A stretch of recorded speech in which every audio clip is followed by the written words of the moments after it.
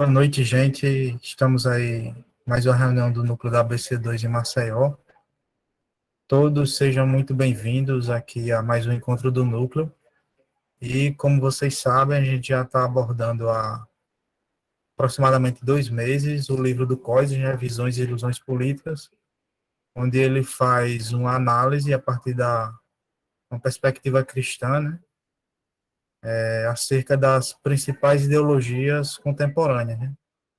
E aí a gente falou semana passada com o Zé Bruno sobre o capítulo 7, se eu não me engano. E hoje a gente vai finalizar com o Jadson, né? Ele que é um grande amigo nosso aqui do Núcleo e que também faz parte aqui da organização do Núcleo da ABC2 em Maceió.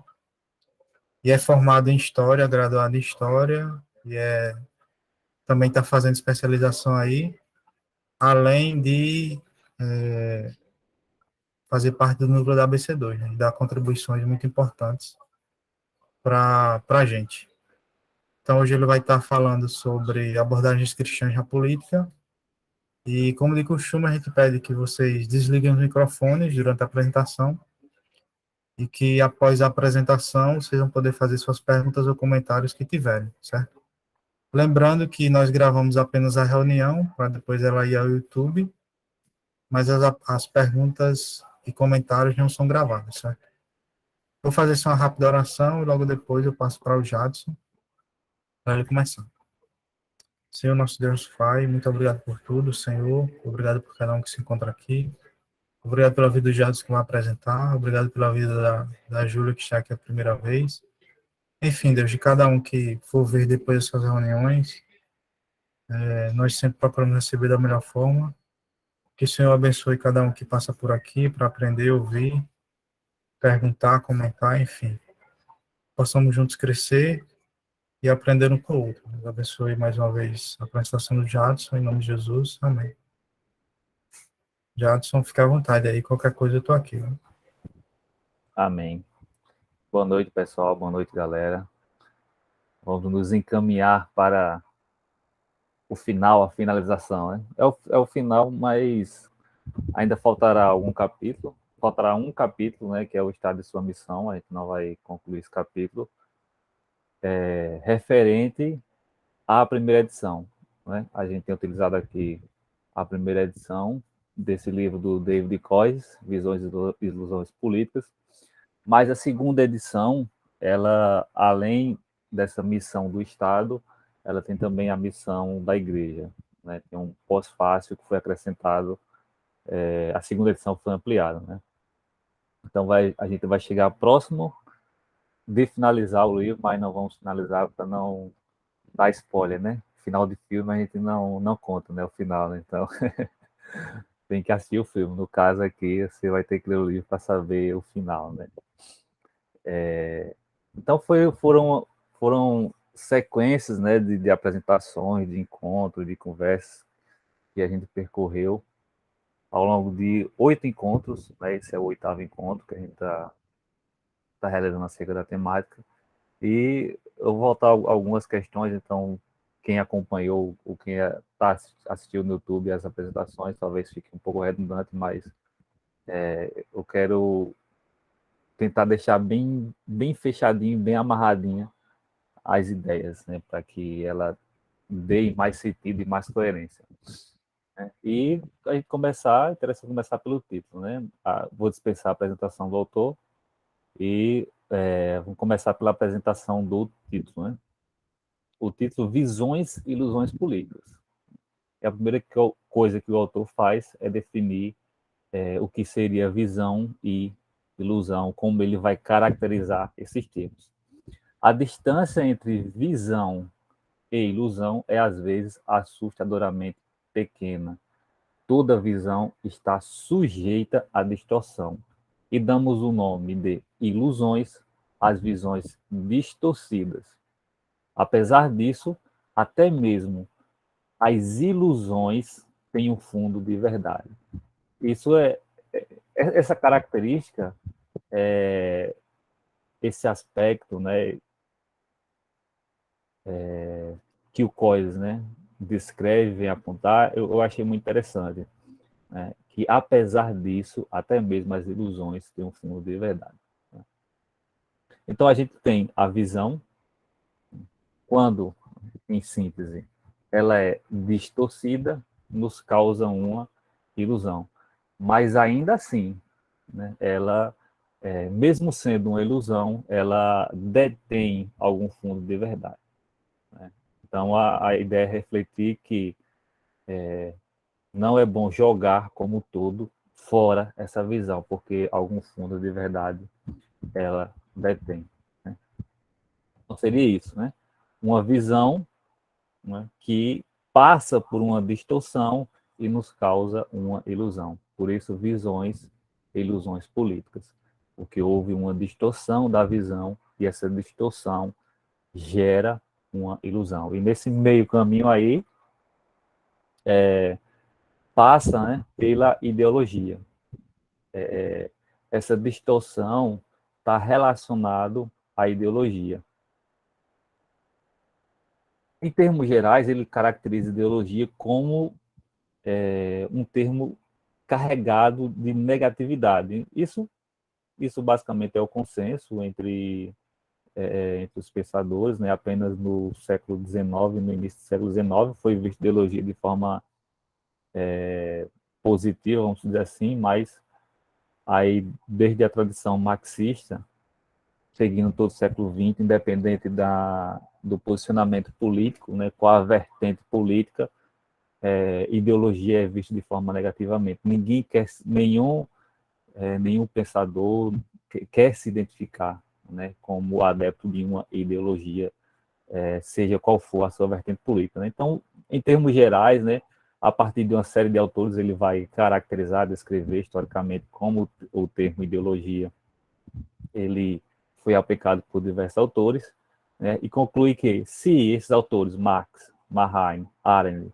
Crick, Ravel, estão corretos ao afirmar que as ideologias representam concepções fundamentalmente equivocadas do mundo, nós cristãos temos a obrigação de levá-los a sério e discernir exatamente qual é o erro das ideologias. Então, a ideologia é pensada como uma concepção equivocada do mundo nesse aspecto político. Tá? Concordo com a tradição que vê a ideologia como um tipo de falsa consciência e pretende defender a tese de que ela tem sua raiz na categoria bíblica de idolatria. E agora ele associa a ideologia com a idolatria, faz essa correlação. Né? Um aspecto, neste caso, político, né, a ideologia, e a idolatria, o aspecto religioso. Concordo com a tradição que vê a ideologia como um tipo de falsa consciência e pretendo defender a tese que ela tem sua raiz na categoria bíblica de idolatria. E aí, caminhando da ideologia para a idolatria, definir o que é idolatria. A idolatria escolhe um elemento da criação de Deus e tenta colocar essa coisa ou esse elemento acima da barreira que separa o Criador da criatura, transformando-a uma espécie de Deus. Né? Então, dentro do conjunto da criação, a idolatria é a extração de um elemento, né? E esse elemento, ele transcende, a palavra adequada não seria essa, né? Mas ele é estendido, né? Esse elemento como ele compusesse a criação como um todo, né? Ele não é visto mais como um elemento, mas ele é o conjunto da criação, né?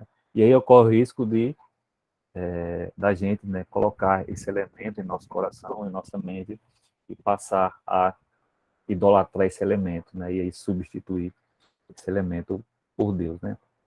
E assim, de forma semelhante ou de forma análoga, é visto a ideologia. Né? Nessa percepção, a ideologia, então, a gente tem a caracterização da idolatria, né, que é a extração de um elemento da criação, e esse elemento, ele é visto de forma estendida como um todo, não apenas um elemento, mas sim um todo. Né? E a gente passa a ter um vínculo religioso com esse elemento, né? Um vínculo de fé com esse elemento, como fosse o todo.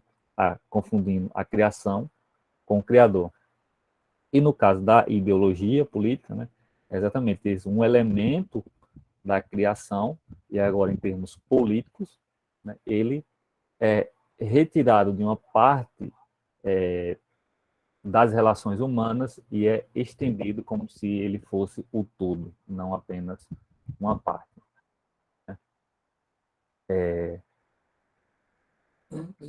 Cada uma das ideologias tem base numa soteriologia específica. Né? Soteriologia é termo religioso, né? E ideologia, aspecto político. Né? Então, vai caminhando para a correlação entre os termos. Cada uma das ideologias tem base numa soteriologia específica, isto é, numa teoria elaborada que promete aos seres humanos o livramento de algum mal fundamental, visto como a fonte de uma ampla gama de problemas humanos, entre os quais a tirania, a opressão, a anarquia, a pobreza e assim por diante. Né? Então, a ideologia, ela retira um elemento da criação, assim como a idolatria, e aponta que a resolução desse problema, né, a partir do momento que a gente consegue solucionar esse problema, a gente traz a redenção para a humanidade. Então, a plena felicidade, o bem-estar da humanidade, vai ser a partir do momento em que esse elemento das relações humanas, esse problema, ele é resolvido, né? Porque é, é visto que este elemento que traz esse fundamento que corrói, ou corrompe, ou destrói a sociedade, né, ele é a fonte de todos os problemas humanos. E se a gente resolve ele, né, esse elemento da sociedade, quando a gente resolve ele, a gente consegue trazer solução final para os problemas sociais. Né?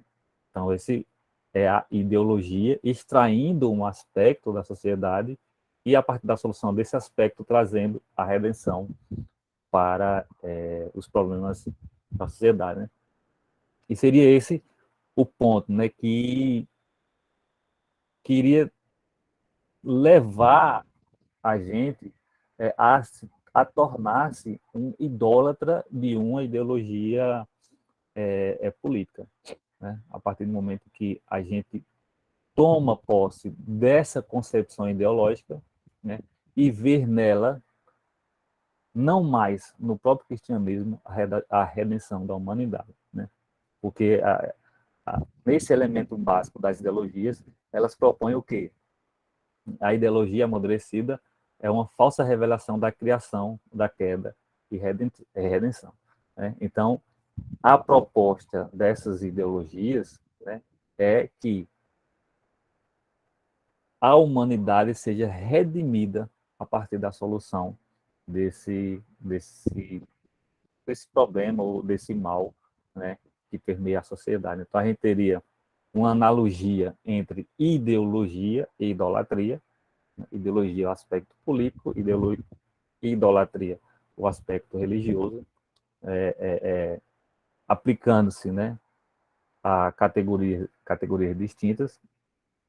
Esses elementos distorcem a nossa visão. Né? Seriam a nossa visão distorcida da realidade. Mas lembrando que há um fundo de verdade nessas ideologias. Né? Então, elas não são completamente para a gente pegar elas e descartar. Né? É necessário a gente fazer uma análise. Né? E aí a gente caminhou nesses vários encontros acerca dessas diversas ideologias. No nosso último encontro, o Zé Bruno trouxe para a gente, né, a percepção de como transcender essas ideologias. Né? E o primeiro aspecto é, para uma visão alternativa, é reconhecer inquestionavelmente a soberania de Deus sobre a vida como um todo. Então, primeiro, é reconhecer que Deus, o Senhor soberano, que governa e reina todas as coisas. Tá? A nossa vida, as circunstâncias, as coisas como ocorrem, ou deixam de ocorrer, acontecer, né? Há um Deus que governa todas as coisas. Há um Senhor soberano sobre todas as coisas, né? Independente de qual seja o partido político, qual seja o governante, a sua filiação político-partidária, independente das circunstâncias, independente das coisas. A primeira coisa que a gente tem que compreender para transcender essas ideologias é que o Senhor, Deus, é soberano e governa e reina sobre a nossa vida e sobre todas as coisas, né? Então, o primeiro ponto é esse, né? Reconhecer nele e não nas ideologias o governo de todas as coisas, né? Do mundo e de tudo que nele há, né? Que ele é o Senhor que governa e reina. Isso no nosso plano espiritual, né? Na nossa característica como cristã, o nosso aspecto religioso de fé, né? Reconhecer isso, a soberania de Deus. No aspecto material, seria reconhecer o que o Zé Bruno apontou no nosso último encontro, de forma muito clara, o que o COIS, né, denominou de pluriformidade social. A sociedade, ela é plural. O reconhecimento da pluriformidade social se baseia na compreensão de que a unidade é própria ao Criador e a complexidade ao mundo criado. Em decorrência dessa complexidade, não é viável nem possível uniformizar, trazer uma única forma às coisas criadas.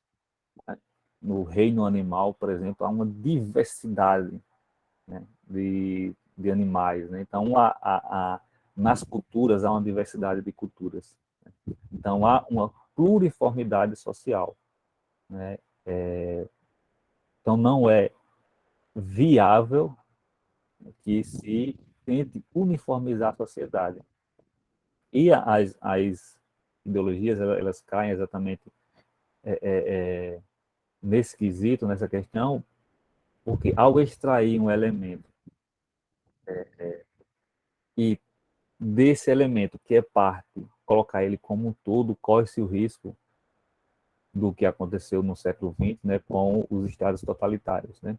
A partir da extração, né, de um elemento ou a parte de um todo e tentar moldar a sociedade como de uma forma uniforme a partir deste aspecto e não do todo, reconhecendo as suas distinções, a gente corre o risco de cair nesses estados totalitários, conforme ocorreu no século XX, né, com o nazismo e o stalinismo, o socialismo soviético, né? Então, esse é um dos riscos, né, que corre a gente não reconhecer essa pluriformidade social.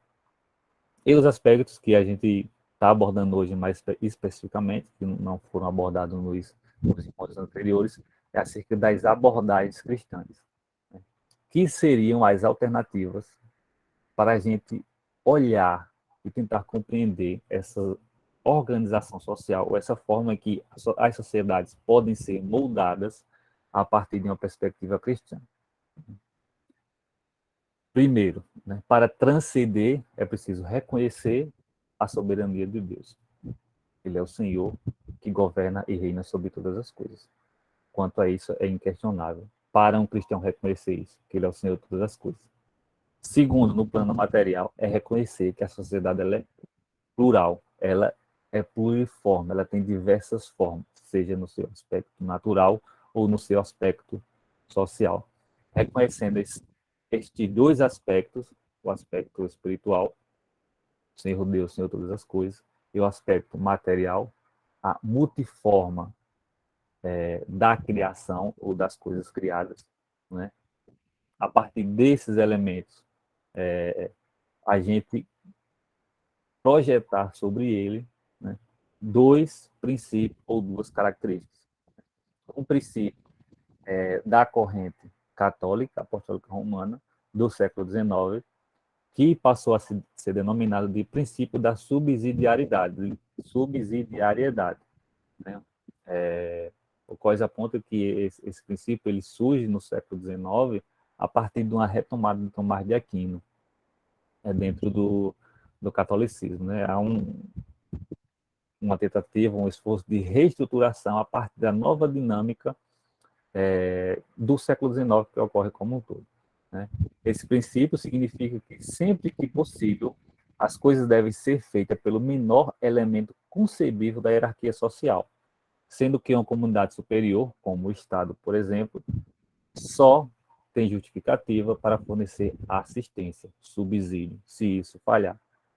Então, as soluções para os problemas sociais, elas seriam geridas a partir dos menores elementos possíveis ou concebíveis nessa sociedade, e a partir daí outros elementos mais extensos, comunitários, de maior extensão, atuariam para a solução desse problema quando ele não fosse solucionado nesse menor elemento concebível. E quando for solucionado, essa instância ou essa comunidade superior, como o Estado, né, a partir do momento que solucionou, ele se retiraria, né, e deixava e possibilitava a, a autogerência, vamos dizer assim, daquela comunidade que estaria a nível inferior, né? Então, esse seria um caminho, né? Essa seria uma possibilidade. A outra possibilidade, e aqui o coisa mais se adequa, né? Demonstra como ele tem afinidade com essa perspectiva, que é a tradição reformada, em especial a que está vinculada à reforma calvinista em Genebra, no século XVI. Né? E aí, essa tradição que vem desses elementos desenvolvidos, né, ele esclarece que Calvino não foi um pensador de uma teoria política, mas nos seus escritos é possível extrair alguns elementos a qual ele tratou da política, né? Mas que ele não foi um pensador da teoria política, né? Mas dos seus escritos foram extraídos, né, elementos que se desencadearam e modelaram a visão, a percepção da política nesses países que adotaram o ponto de vista da reforma a partir de Genebra.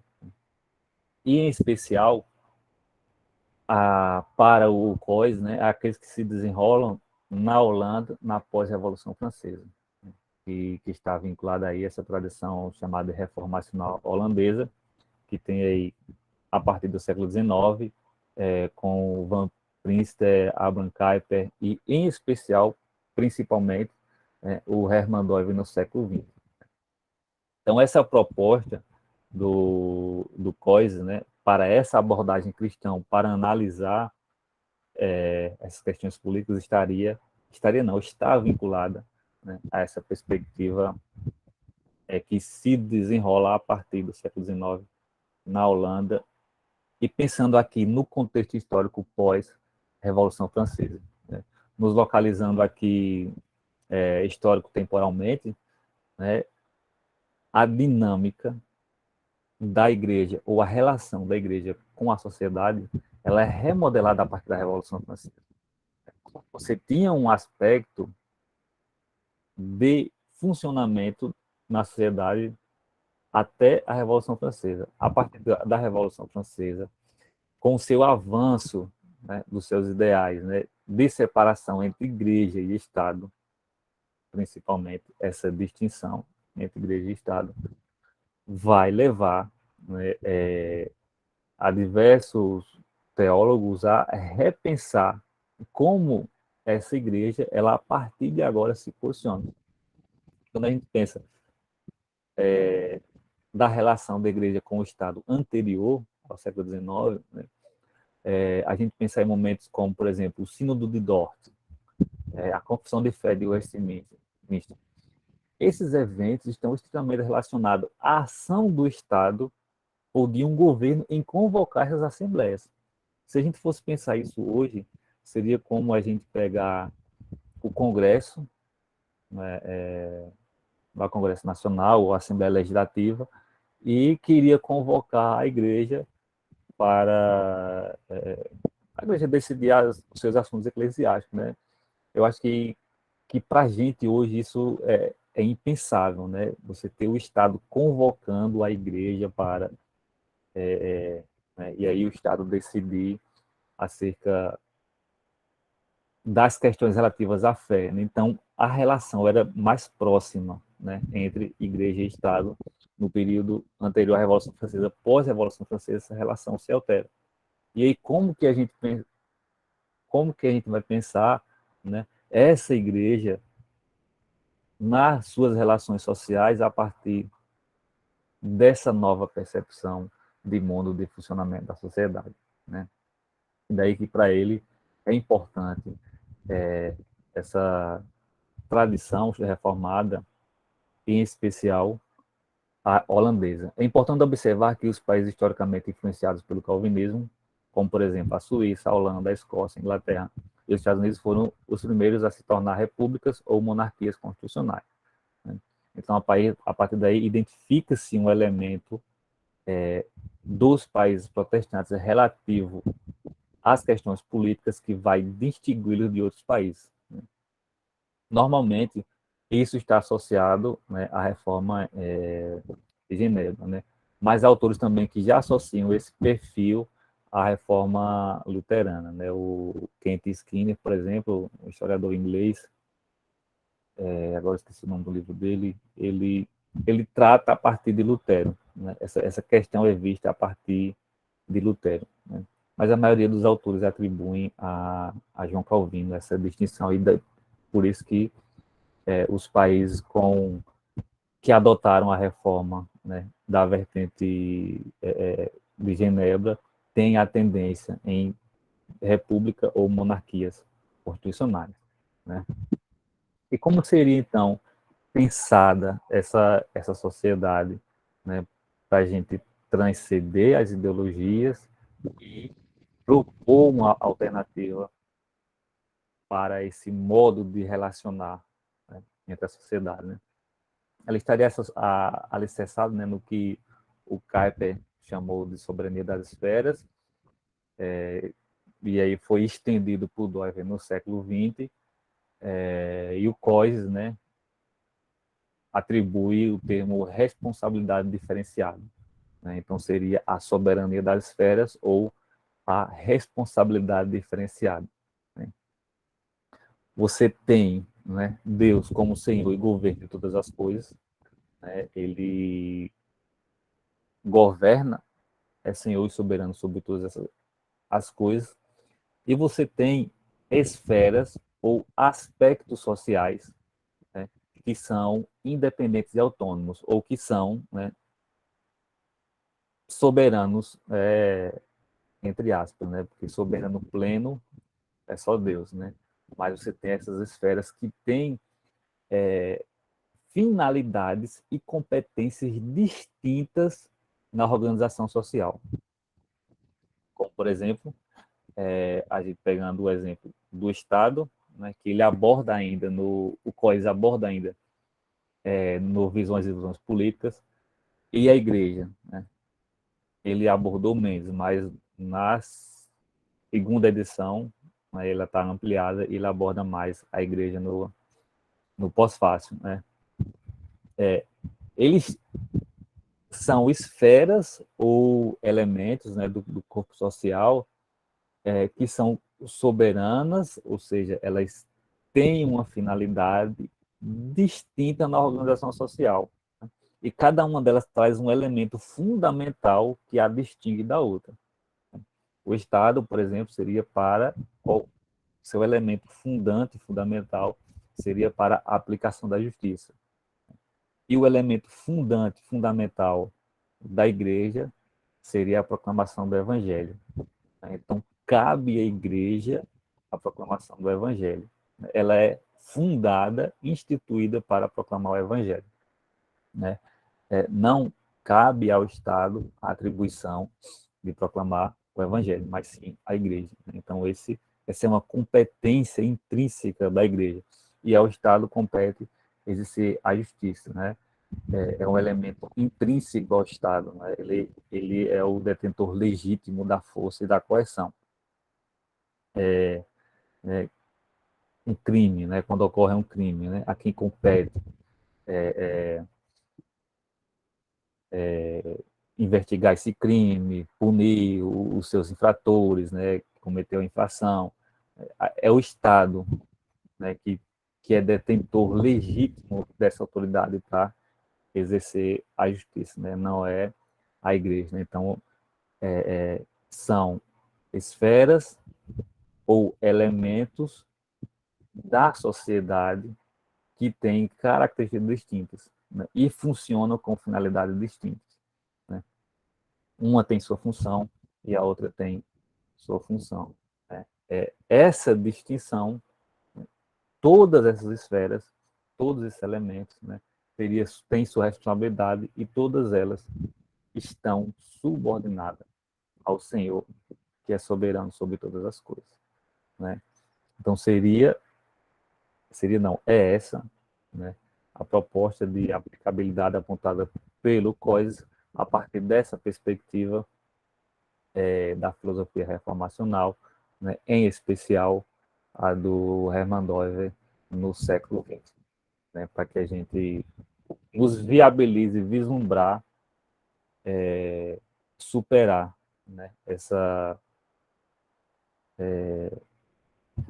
tornar uma ideologia um ídolo da gente e a gente colocar essa ideologia como elemento restauracional ou redentor da criação, né?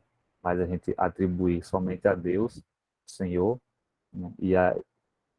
Que governa sobre todas as coisas, e as organizações ou as instituições que formam a sociedade, elas têm as suas competências distintas e cada um exerce a sua finalidade. Tá? Seria esse, então, em síntese, o capítulo, né, em que ele propõe as duas abordagens cristãs para uma perspectiva cristã. E aí, né, a bibliografia, que é o livro que a gente utilizou nesses encontros, teve Quais Visões e Ilusões Políticas, uma análise cristã das ideologias contemporâneas, e o que seria a base, né, para a perspectiva de Dover acerca disso, que são, que a gente tem aí em português, as traduções do Dover, que é Estado de Soberania, Raiz da Cultura Ocidental, e no Crepúsculo do Pensamento Ocidental. E a gente termina aqui, agradece a paciência de todos que nos acompanharam, e ficamos devendo os 2 últimos capítulos, mas aí não trataremos para não dar spoiler.